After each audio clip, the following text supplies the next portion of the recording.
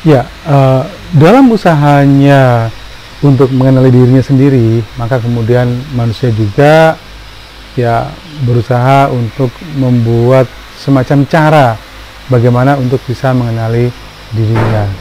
Jadi untuk bisa membedakan antara satu pribadi dengan pribadi yang lain, orang-orang sejak zaman dahulu sudah membuat semacam panduan. Ya. Saya ambil contoh, misalkan ada ilmu yang namanya sirologi ya. Jadi ilmu ini sebenarnya adalah mungkin semacam palm string gitu ya. Jadi bagaimana untuk bisa mengenali, mengetahui karakter seorang itu dari garis tangan. Jadi biasanya ada ini garis kesehatan, garis pikiran, garis kekayaan, ya garis pikiran, kekayaan dan seterusnya. Ya ini macam-macam cara orang untuk bisa membuat semacam karakter, membaca karakter ya atau kepribadian seorang. Ada lagi yang menggunakan model ilmu perbintangan atau astrologi ya. Jadi ini adalah ilmu yang kemudian melihat tanggal lahir dan bulan lahir. Jadi misalnya ada bintang Virgo, Leo. Kalau Leo itu kira-kira sifatnya seperti apa? Ya ini mengaitkan kepribadian seorang dilihat dari tanggal dan bulan lahir. Kemudian juga ada grafologi, yaitu ilmu yang mempelajari kepribadian manusia melalui bentuk-bentuk tulisan tangan maupun bentuk-bentuk tanda tangan juga. Jadi apakah orangnya itu mudah emosi, orangnya punya motivasinya tinggi atau rendah, kemudian juga dia itu termasuk orang yang rapi, rajin, ataupun termasuk orang yang mudah melanggar aturan atau tidak. Bahkan grafologi ini masuk unik, ada yang mengaitkan ilmu ini dengan kemampuan seksual seseorang. Ini juga unik juga ini ya. Saya pernah mempelajari beberapa bagian dari grafologi. Kemudian ada juga fisionomi ya, ilmu yang mempelajari kepribadian manusia melalui karakter wajah. Jadi orang yang rahangnya kuat diidentikan dengan orang yang keras gitu ya, misalnya orang yang hidungnya seperti burung betet ya dan seterusnya. Ini masuk pada fisionomi. Jadi ini masuk pseudoscience juga ya, karena sebenarnya tidak bisa juga justifikasi karakter seorang itu dilihat dari bentuk wajah. Karena apa? Contohnya seperti orang-orang yang ada di Mongol sana, maka bentuknya mungkin hampir sama seperti model-model Mongoloid ya. Kemudian ada juga phrenologi, yaitu ilmu yang mempelajari kepribadian manusia itu berdasarkan karakter bentuk tengkorak seseorang. Nah ini juga unik juga, kepalanya besar, kepalanya kecil, lonjong dan seterusnya. Ini saya nggak tahu juga, atau peang gitu ya, kepalanya peang gitu, agak-agak gepeng gitu ya, mungkin juga itu berbeda.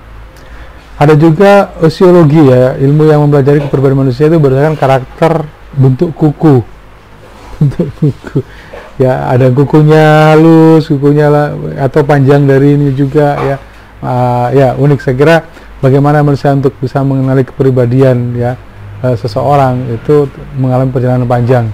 Mungkin juga kalau Anda pernah tahu juga kebudayaan Jawa, ada juga yang mengaitkannya dengan semacam primbon yang tahi lalat ya. Kalau tahi lalatnya di mulut itu cerewet, tahi lalatnya di telinga itu bodoh ya, atau tahi lalatnya di tengkuk itu apa dan seterusnya, itu macam-macam ya. Ya saya kira itu tidak bisa dijadikan acuan kalau misalnya kita berbasis ilmu pengetahuan ya. Ini contoh dari ketika Barack Obama ataupun Pak Jokowi naik sebagai presiden, maka kemudian banyak orang yang mencoba untuk mengenali bagaimana karakter dari kedua presiden ini. Jadi contohnya misalkan tulisannya dari Barack Obama punya kecenderungan untuk naik ke atas, maka itu menunjukkan bahwa motivasinya ya cenderung dia meningkat ya.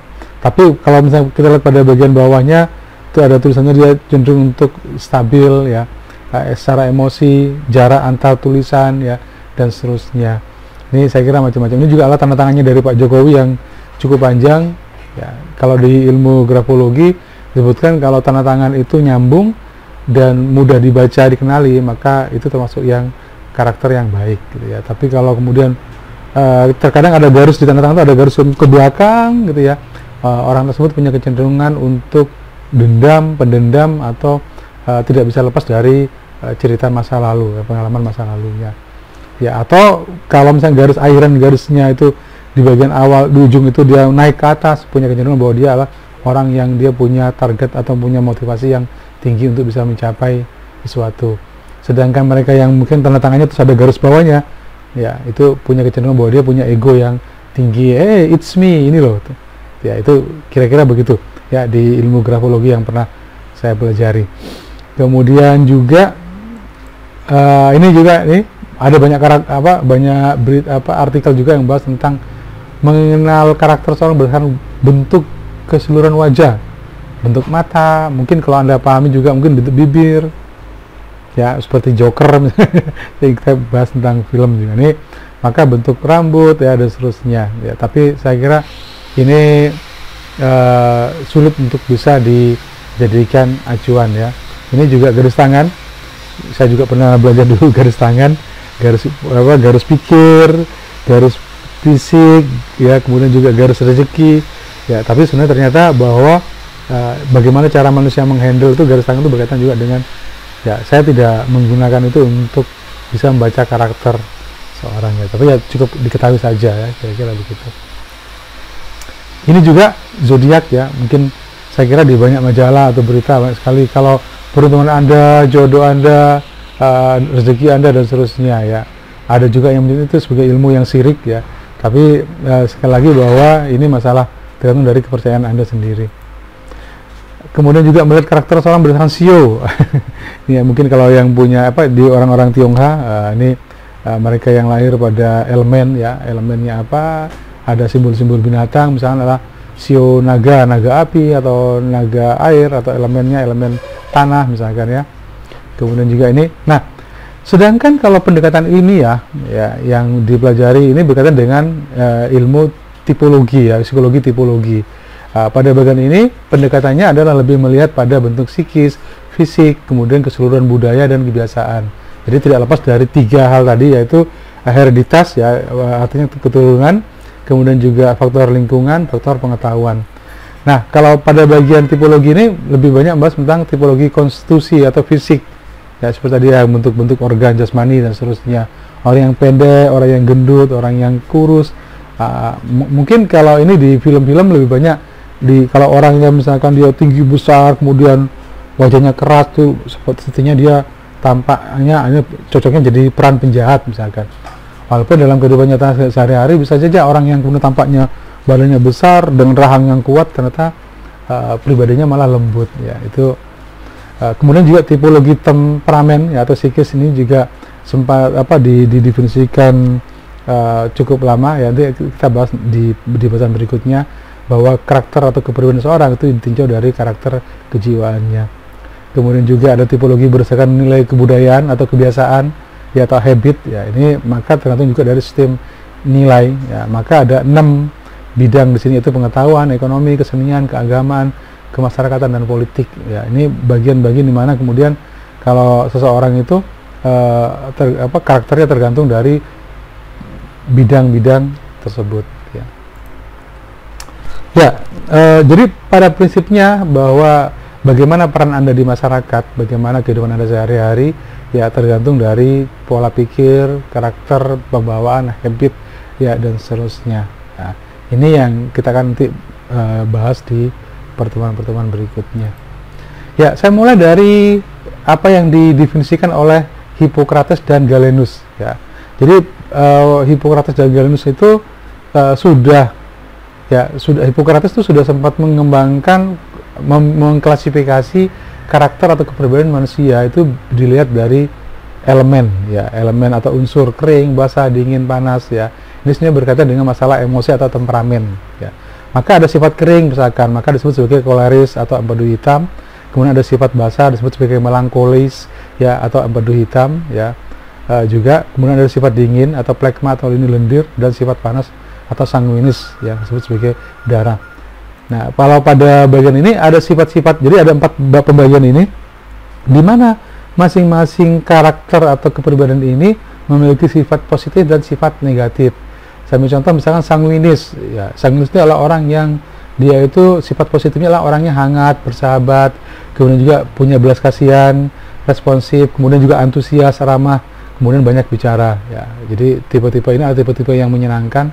Tetapi kelemahannya adalah negatifnya adalah dia cenderung tidak disiplin, emosi labil, tidak produktif, egosentris, dan cenderung membesar-besarkan masalah. Jadi masing-masing di sini silakan nanti dilihat Anda termasuk tipe yang mana, apakah sanguinis, koleris, plekmatis maupun melankolis, dilihat dari sifat positif dan sifat negatifnya. Ya, oke. Kemudian, nah ini koleris sendiri itu kalau di sini definisi sebagai individu yang memiliki kepribadian cenderung memiliki kemampuan yang leadership, ya, cocok jadi pemimpin, ya, bagus, ya, karena kenapa dia punya kecenderungan untuk dia bisa mengambil keputusan dengan tepat, ya. Kemudian juga koleris juga punya tujuan, fokus, ya, ke depannya seperti apa. Koleris juga punya adalah pribadi yang dia tuh suka kebebasan dan selalu bekerja keras untuk hidupnya. Ya, tapi sekali lagi bahwa sisi negatifnya ya pasti punya kecenderungan untuk memerintah, ya, kemudian tidak mudah untuk mengalah, yang maunya menang sendiri, ya, sangat suka konflik, bertentangan, ya, mudah tersulut emosinya, mudah tergesa-gesa, ya, dan seterusnya. Nah, ini koleris, ya. Tapi ya tadi koleris pada prinsipnya orang yang bersemangat, optimis, mandiri, visioner, ya, kemudian juga memiliki kemauan keras, tegas, memiliki jiwa kepemimpinan, dominan, cenderung ceroboh, sarkas, dan dingin. Ya, oke. Melankolis, ya, digambarkan sebagai individu yang dia memiliki kepribadian yang analitis, ya, suka berpikir, suka merhatikan orang lain, ya, perfeksionis, hemat, tidak suka menjadi perhatian, serius, artistik, sensitif, dan cenderung rela berkorban. Ya, ini fokus utamanya pada jadi dia lebih fokus pada cara daripada pada tujuan, ya, proses atau ketimbang pada tujuannya. Sedangkan individu dengan tipe melankolis, ya, itu punya kecenderungan kurang bisa menyuarakan opininya. Jadi dia tidak mampu untuk bisa berkomunikasi, untuk menyuarakan. Jadi cenderung mengalah juga, ya, kemudian juga bahkan bisa sampai pada antisosial. Itu melankolis. Itu kurang baiknya. Tapi pada prinsipnya bahwa orang-orang yang melankolis itu punya kecenderungan untuk sukses, ya, menjadi pengusaha, ya, pengusaha yang hebat. Sedangkan plekmatis sendiri, ya, itu adalah tipe-tipe kepribadian yang dia cenderung netral, ya, tanpa memihak, pribadi yang senang berperan sebagai pendengar, ya, dia cocoknya jadi pendengar yang baik, ya, dan lebih senang berada di balik layar.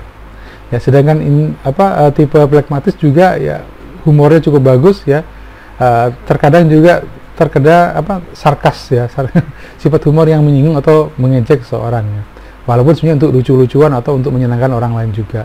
Kemudian juga suka keteraturan, ya, mudah bergaul, cenderung suka mencari jalan pintas, ya. Negatifnya, ya, saya kira ini tipe koleris itu tidak suka dipaksa, ya, cenderung menunda-nunda pekerjaan, ya, dan tidak terlalu cepat atau mudah tertarik pada hal yang sifatnya baru. Kemudian plekmatis juga punya kecenderungan untuk objektif, emosinya stabil, ya, sistematis, efisien, dapat diandalkan, tenang, kurang memiliki motivasi. Nah, ini problem juga. Egois, ya, tidak tegas, penakut, suka khawatir, dan tidak mudah dipengaruhi. Tapi orang dengan tipe plekmatis itu adalah tipe-tipe setia. Dan yang terakhir, sanguinis, ya, tipe ini cenderung memiliki sifat yang seperti anak-anak. Individu dengan tipe sanguinis ini kebanyakan tidak menemukan masalah dalam kehidupan sosialnya. Kenapa? Karena dia punya kecenderungan untuk kemudian dia enjoy dengan kehidupan sosialnya. Ya, sanguinis juga, ya, mudah bergaul akrab dengan semua orang, ya, dibandingkan dengan tipe-tipe sebelumnya. Kemudian juga sanguinis juga sangat suka berbicara, ya, suka bercerita, dan mudah untuk mengikuti sebuah kelompok, ya. Jadi tapi dari positifnya dia punya negatifnya, yaitu egois, ya, pelupa, suka terlambat juga, kemudian suka membesar-besarkan hal yang sifatnya kecil. Ya, sanguinis juga merupakan pribadi yang sebenarnya ramah, responsif, hangat, antusias, ya, dapat mencairkan suasana, suka bicara, tapi kurang disiplin dan pelupa. Ini problem juga, ya. Jadi kemudian kepribadian menurut Florence Littauer ini, ya, kita lihat di sini ada beberapa. Florence Littauer itu sebenarnya dia mencampur. Jadi di bukunya Personality Plus itu dia mencampur dari keempat pribadi tadi, ada campuran alami, jadi seperti sanguinis, koleris, melankolis, plekmatis, atau juga koleris, melankolis. Jadi tidak ada kepribadian yang murni, misalnya sanguinis. Bisa saja kemudian di antara empat itu ada mana yang paling dominan, ya. Itu mengapa kalau Anda tadi lihat di sifat-sifat positif dan negatif, bisa saja kemudian ada keempatnya itu ada pada diri seseorang, tapi ada hal yang sifatnya lebih dominan, ya. Campuran pelengkap, misalnya koleris, melankolis, sanguinis, plekmatis, tetapi ada juga yang sifatnya justru berlawanan, yaitu sanguinis, melankolis, dan koleris phlegmatis. Nah ini jadi sanguinis koleris ya, tapi juga dia punya sifat melankolis phlegmatis. Nah ini hal yang sifatnya, jadi di lain sisi dia ingin tampak ramah, tapi di lain pihak dia pinginnya dia lebih cenderung untuk menyembunyikan dirinya ya. Dia antara ekstrovert dan introvert kadang-kadang juga tidak terlalu bisa memastikan.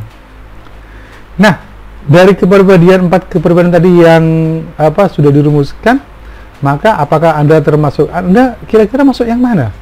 Ya, apakah koleris, sanguinis, melankolis, atau phlegmatis? Silakan coba tes diri Anda, masuk ke alamat website ini ya, kublo.com ini. Di situ ada tes kepribadian. Ada sekitar 40 soal yang harus Anda jawab. Ya, kira-kira ya bisa digunakan untuk bisa mengklasifikasi Anda masuk pada tipe kepribadian yang mana. Harus dicoba ini ya. Oke. Kemudian Carl Gustav juga mendefinisikan tipe kepribadian manusia itu berdasarkan 3 hal, yaitu introvert, extrovert, dan ambivert. Jadi ambivert itu adalah gabungan atau kombinasi antara introvert dan extrovert. Dia berada di tengah-tengah antara introvert dan extrovert. Jadi jadi Carl Gustav sendiri mendefinisikan introvert itu sebagai pribadi yang dia itu berpandangan subjektif ya dalam memahami atau memandang kehidupan ya. Jadi apa-apa tuh dilihat dari apa kepentingannya atau dari dirinya sendiri, itu subjektif ya. Sehingga dalam kenyataannya tipikal manusia yang memiliki karakter ini itu lebih suka bekerja sendiri. Jadi orang-orang introvert itu lebih senang dia bekerja sendiri ya, susah sekali untuk kalau dia bekerja dalam sebuah tim ya. Mereka juga tampak pendiam ya, karena memang menyukai suasana yang tenang, selalu berpikir ke dalam atau reflektif. Introvert juga menggambarkan sebuah kepribadian yang orang selalu berpikir secara analitis dan mendalam. Mungkin kalau boleh dibilang itu tipe pemikir juga, apa-apa dipikir, dibatin gitu ya. Oke, jadi kenapa? Karena dia tidak mudah untuk bisa menyampaikan pada orang lain dengan apa yang dia pikirkan. Kemudian bagi seorang introvert, suasana tanpa melibatkan interaksi itu terlalu banyak bersama orang lain adalah suatu hal yang didambakan. Jadi dia lebih senang memang menyendiri, nggak terlalu suka kumpul-kumpul atau bergaul dengan banyak orang ya. Oleh karena itu kemudian seringkali terjadi salah persepsi bahwa orang introvert itu adalah orang yang sombong, orang yang tidak suka bergaul, orang yang dia itu cenderung kurang ramah ya. Jadi prinsipnya ya saya kira penting sekali untuk bisa memahami orang lain dari sisi pribadinya. Sedangkan ekstrovert sendiri itu tipe ya orang yang dia memiliki kepribadian berlawanan dengan introvert ya. Jadi orang ini sebenarnya suka hal-hal yang berbau sosial ya. Dia suka bergaul dengan orang lain, kemudian juga punya kecenderungan untuk komunikatif, supel gitu ya. Jadi kalau dia bertemu dengan seorang, soalnya dia sudah kenal lama. Ini tipe-tipe orang-orang ekstrovert. Ya, dia suka membuka diri ya, sehingga kadang-kadang membuat orang lain juga nyaman dengan orang-orang yang ekstrovert seperti ini. Kenapa? Karena mereka itu adalah orang-orang yang mudah beradaptasi dengan lingkungan atau dengan orang lain. Kemudian yang ketiga adalah tipe ambivert, yang saya katakan tadi adalah gabungan dari introvert dan extrovert ya. Maka pada tipe ini seringkali orang salah paham dengan ya. Kenapa? Karena dengan orang yang ambivert ini, kenapa? Karena berubah-ubah. Kadang-kadang dia pengen sendiri ya, kadang-kadang juga dia seneng guyon, juga seneng bercanda ya. Ini misalnya kalau pada karakter ambivert itu sebenarnya dia nyaman dengan keramaian ya, namun sebenarnya dia juga senang dengan menyendiri ya, senang juga kalau dia tidak terlalu banyak bergaul dengan banyak orang ya. Itu mengapa kalau mungkin saya termasuk tipe yang ambivert ya. Orang-orang ambivert itu tidak terlalu suka mendominasi juga. Jadi ketika dia bergaul dengan orang-orang introvert, maka dia punya kecenderungan untuk bisa membangun suasana. Dia mungkin bercerita, ngajak ngobrol. Tapi kalau kemudian orang-orang ambivert itu ketemu dengan orang yang ekstrovert, yang banyak ngomong, maka dia punya kecenderungan untuk lebih diam dan mendengarkan. Itu ambivert ya. Nah, pertanyaannya adalah, Anda termasuk tipe yang mana? Introvert, ambivert, atau ekstrovert? Ya. Untuk bisa memahaminya, coba tes diri Anda ya. Tapi ini adalah just for having fun saja ya, karena sekali lagi beberapa tes online itu tidak bisa dipertanggungjawabkan. Tapi kalau untuk tes ini saya kira ini tes yang simple, yang pertanyaan-pertanyaannya mengarah pada bagaimana karakter Anda ya bisa diklasifikasikan. Ya, silakan masuk ke idntimes.com ya. Di situ ada sebuah tes yang nanti akan membawa Anda pada kesimpulan apakah Anda termasuk introvert, ambivert ataupun ekstrovert. Kemudian John L. Holland juga mengklasifikasikan kepribadian menjadi beberapa ya. Jadi sekali lagi bahwa ya kita paham bahwa secara mendasar bahwa kepribadian seorang itu ditentukan oleh hereditas atau bawaan ya, tapi juga ada faktor budaya, lingkungan sosial dan keluarga yang mempengaruhi pembentukan kepribadian seorang. Maka J. Holland ini dia membaginya menjadi beberapa bagian. Yang pertama tipe realistik ya, kemudian tipe intelektual dan investigatif ya. Tipe realistik itu adalah tipe di mana kepribadian ini menggambarkan pekerjaan dengan orientasi penerapan. Jadi sekali lagi sebenarnya secara mendasar tipe kepribadian yang disampaikan oleh John Holland ini lebih pada orientasi pekerjaan. Orang tuh lebih senang bekerja sebagai apa? Contohnya misalnya kalau dia itu adalah orang yang dia lebih suka duduk di dalam ruangan, kemudian dia maka mungkin masuk tipe-tipe realistik pemikir misalkan, atau tipe-tipe intelektual investigatif yang dia itu lebih cocoknya mungkin jadi peneliti ya, atau sejenisnya. Tapi kalau pada tipe realistik misalkan, maka cocoknya dia jadi teknisi mesin, petani, sopir truk yang dia langsung tidak bisa menggambarkan konsep tapi punya kecenderungan untuk bisa melihat apa realitas yang dia temui. Ya, sedangkan kalau tipe intelektual dan investigatif tadi adalah contoh profesinya ya ilmuwan fisika, ahli kimia, ya, peneliti, dosen mungkin ya. Oke. Nah, tipe yang ketiga adalah tipe sosial, yaitu jenis kepribadian yang memilih profesi bersifat untuk membantu orang lain. Dia punya kecenderungan untuk lebih memperhatikan lingkungan sosialnya, bahkan dia punya kecenderungan untuk mengorbankan dirinya dibandingkan dengan dan memilih untuk bisa lebih memperhatikan orang lain. Jadi tipe ini adalah mereka yang pandai bersosialisasi, bertanggung jawab, rela berkorban, berorientasi pada perasaan ketimbang intelektual ya, peduli kepada kemanusiaan dan menyukai kegiatan yang sifatnya teratur. Dan yang keempat adalah tipe konvensional. Tipe kepribadian ini memilih untuk mengutamakan kemampuan verbal, mungkin lebih banyak ngomong ya, jual jamu mungkin juga iya, sales juga oke. Biasanya menunjukkan kesenangan kepada angka, suka mengabdi, memandang status sosial ya, dan materi serta mampu mencapai tujuan dengan dampingan atasan. Jadi bukan tipe yang mandiri juga.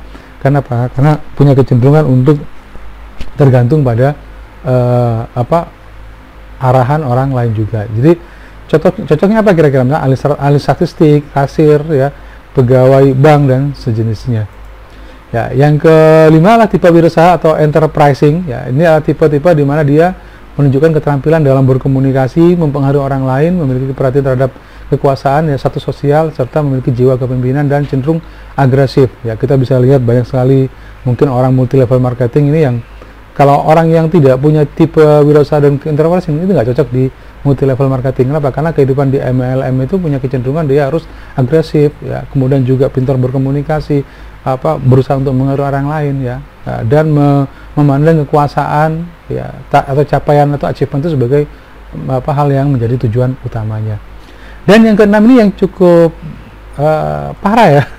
Saya katakan parah kenapa? Karena pada tipe artistik itu kita bisa lihat ada orang yang dia mungkin seniman, ya, punya kecenderungan dia santai, dia nggak terlalu banyak berhubungan dengan orang lain, mungkin dia berkarya, bikin puisi, bikin lagu, ya, dan seterusnya. Maka sebenarnya pada prinsipnya orang-orang yang seperti ini dia tuh tidak suka berhubungan dengan orang lain secara langsung, ya. Kemudian juga memiliki sifat sosial dan sulit untuk menyesuaikan diri. Jadi kadang-kadang adaptasinya juga menjadi lebih susah. Ini 6 tipe kepribadian dari John L. Holland, ya. Jadi dia menggambarkan ini sebagai sebuah bentuk diagram seperti ini, yaitu konvensional, realistik, investigatif, artistik, sosial, enterprising. Nah, masing-masing Anda bisa lihat di situ berbagai sifat-sifat atau kemungkinan. Jadi apakah dia tipe pekerja, realistik itu tipe pekerja, dia mau bekerja tinggal disuruh aja, ya, atau tipe pemikir, ya, itu investigatif atau tipe pemikir yang dia senangnya adalah mengobservasi, mempelajari, ya, dan seterusnya. Kemudian ada tipe kreator, ya, artistik itu berkreasi. Ini adalah tipe-tipe orang yang dia cenderung pada industri kreatif. Kemudian tipe helper, itu mengapa kalau orang-orang yang bekerja di rumah sakit atau di tenaga kesehatan, jadi bidan atau perawat, ya, itu harusnya punya tipe-tipe sosial seperti ini. Kenapa? Karena dia memandang kehidupan itu sebagai sebuah kehidupan sosial, ya. Tapi kalau kemudian tipe-tipe yang kreator itu susah sekali untuk bisa masuk pada dunia sosial. Ya, ini enterprising, kemudian juga ada konvensional. Baik. Yang menarik adalah kepribadian manusia menurut Myers-Briggs, ya, atau biasanya disingkat sebagai Myers-Briggs Type Indicator atau MBTI, ya. Jadi pada tipe ini sebenarnya dia melihatnya dari dua hal, yaitu rasional dan irasional. Rasional itu berkaitan dengan masalah thinking atau kemampuan berpikir, kemampuan untuk merasakan atau feeling, sedangkan pada irasional yang sifatnya sensasi atau perasaan atau intuisi, ya, feeling, ya, atau intuisi, ya, lebih pada intuisi. Kemudian Meyer sendiri dari dua ini, masing-masing udah ada empat hal ini, kemudian jika disilangkan, ya, dikombinasikan, maka akan didapatkan 16 tipe kepribadian manusia, ya. Jadi saya ambil contoh, yang pertama lah extraversion, ya, itu ada E, ya, dan introversion atau IE. Maka masing-masing kalau misalnya kita perhatikan pada indikator ini berbicara mengenai respon terhadap seseorang, ya, bagaimana orang tersebut bisa berinteraksi di lingkungan luar mereka, itu extraversion itu indikatornya. Sedangkan jika extravert itu menunjukkan minat, ya, pada aksi atau interaksi sosial. Dia kemudian juga jadi ada kutub antara pada extravert itu ada antara introvert dan extrovert sih sebenarnya, ya. Nanti kita lihat di diagramnya. Ya, yang lainnya lagi berkaitan dengan sensing atau intuition, ya, disingkat sebagai S dan N. Kemudian ada thinking T dan feeling F. Kemudian ada judging atau J dan perceiving atau P. Nah, dari keempat ini kemudian dikembangkan menjadi 16 tipe kepribadian. Jadi ada kombinasi antara ESTJ, ISTJ, ESFP, ya, ISFP. Jadi masing-masing dia mana yang lebih dahulu, ya, mana yang dikombinasikan. Sehingga kemudian muncullah kira-kira profesi apa yang cocok untuk masing-masing tipe kepribadian dari 16 kepribadian dari Meyer ini, ya. Ambil contoh misalkan supervisor, itu cocoknya adalah yang supervisor dan inspektor misalkan adalah ESTJ dan ISTJ, ya, yang kira-kira elemennya yang cukup kuat itu adalah misalnya pada insting misalkan. Oke, dan seterusnya. Jadi ada di sini kita lihat ada I, ya, I, E, T, F, N, S, P dan J. Jadi itulah introvert, E itu adalah extrovert, T itu thinking, ya,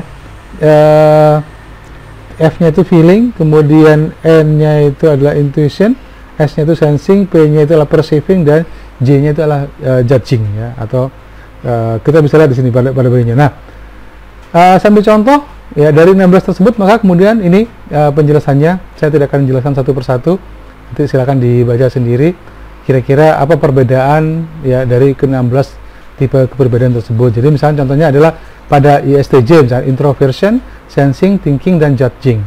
Maka orang yang punya kepribadian ISTJ ini punya kecenderungan untuk bertanggung jawab, serius, damai, logis, objektif, bisa diandalkan, tekun, disiplin, pendengar yang baik, teguh dalam aturan dan prosedur, ya, tertentu. Profesi yang cocok ini adalah bidang manajemen, ya, intelijen, hakim, pengacara, akuntan, programmer, analis, ya. Maka saran pengembangnya adalah lebih memahami kebutuhan dan perasaan orang lain, ya, gunakan cara yang baik jika ada orang yang melanggar aturan, lebih terbuka pada perubahan dan bersikap positif terhadap apa yang sudah dilakukan oleh orang lain, ya. Karena punya kecenderungan itu kalau misalnya kaku, ya, jadi walaupun logis, objektif, tapi punya kecenderungan juga untuk kaku, ya. Kenapa? Karena dia cenderung untuk disiplin, orang harus tegas, ini tegas juga. Ya, oke, yang lainnya saya kira ISFJ, ya, kemudian juga ada INFJ, INTJ, ISTP, ISFP. Oke, ya. Oke, kira-kira contohnya seperti ini, karena ada banyak sekali, saya langsung masuk aja pada 4 terakhir. Jadi contohnya lah pada ENTJ misalkan extraversion, intuition, thinking, dan judging. Maka tipe kepribadian ini cenderung untuk tegas, jujur, tangguh, disiplin, mendominasi, pemimpin, ya, kemauan yang kuat, berkarisma.